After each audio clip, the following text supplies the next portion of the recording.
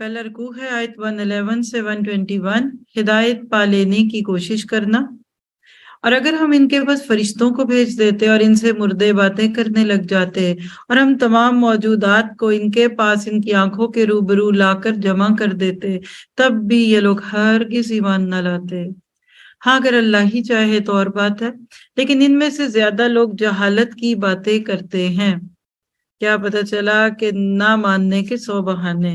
جن دالوں کو نہیں گلنا ہوتا نا، آپ ان کو پریشر کوکر میں بھی ڈال دیں وہ نہیں گلتی۔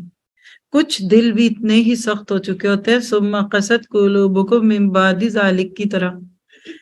قرآن سن سن کر وہ سن ہو چکے ہوتے ہیں، نیکیاں کر کر کے وہ نیکیوں کے پہاڑ بن چکے ہوتے ہیں، اور ان کو لگتا ہے کہ ہمیں اب مزید کسی نیکی کی ضرورت نہیں ہے۔ تو اللہ تعالیٰ نے یہاں اس خیال کو جو نبی کے دل میں آتا تھا دور کروا دیا کہ یہ لوگ نہیں مانیں گے۔ اور آپ خود دیکھ لیجئے گا، جس کو نہیں ماننا ہوتا نا وہ نہیں مانتا۔ بچہ جب ضد پہ آ جاتا ہے نا تو ماں جو مرضی پاپڑ بیل لے بچہ نہیں مانتا، اور کوئی انسان بھی نہیں مانتا۔